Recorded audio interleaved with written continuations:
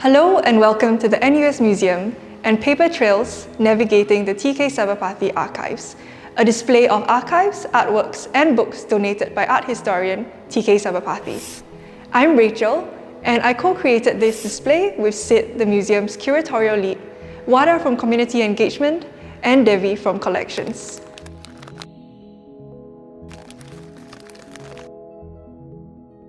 Located on the top floor of the museum, Paper Trails emerges from our existing archival collections. A prolific art historian, writer and educator, Prof. Sabapathy has been instrumental in developing the museum, especially our South and Southeast Asian collection. Hence, it is appropriate that Paper Trails takes place in the Resource Gallery, setting key figures in our institutional history in conversation with one another. The museum's archival holdings include records from artists such as Ng Eng Ting, Lim Mu Hui and Jimmy Ong, as well as founding scholars like William Willets. Prof. Sabapathy has also been donating materials to the museum for many years. These include documents, course materials, photographs and other archives, as well as books from his personal collection. Over the years, many museum staff and student interns have worked to catalogue and interpret these archives. For instance, in 2014, the Prep Room Open Access, curated by Kenneth Tay, presented Prof's book collection. Later, curator Fang Zi and student intern Jie Min worked to catalogue and digitize many of the records and interviewed Prof about the contents of his archive. Early this year, I joined the archive project as part of the museum's continued initiatives to engage student and alumni practitioners. My work in sorting and documenting the archives, as well as conducting research on archival theory and practice, eventually fed into the Paper Trails display. Through Paper Trails, we hope to shed light on this rich collection and bring it to new audiences, even as the work of archival management continues. Paper Trails not only delves into, specifically, the Sabapathy archives, but also considers how we can conceptualize archives more generally. It draws upon the long convention of imagining archives through the metaphor of geology, as layers of sedimentary material that accumulate over time and give us evidence of past events.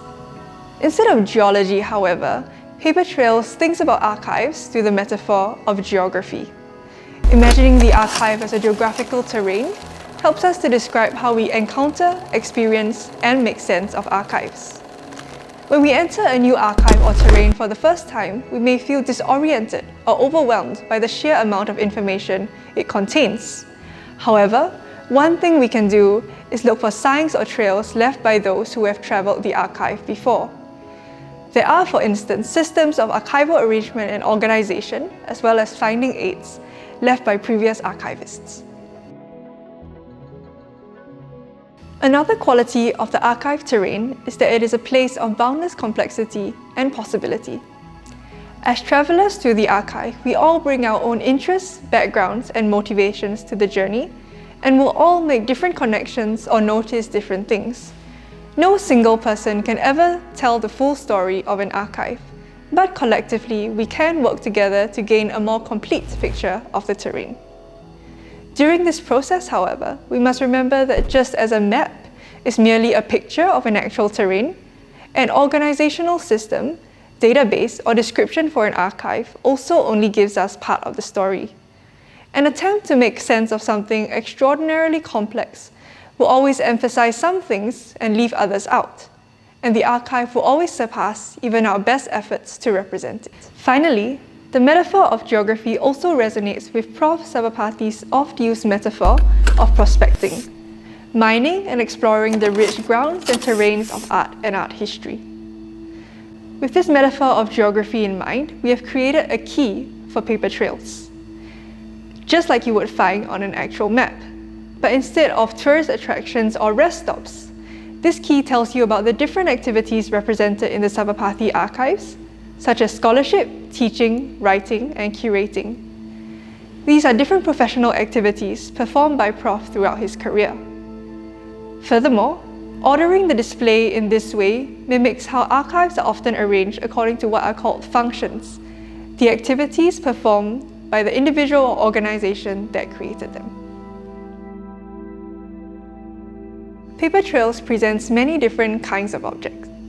For example, we have artworks donated by Prof. Sabapathy to the museum, such as Bor Berdua by Chua Ek Kay.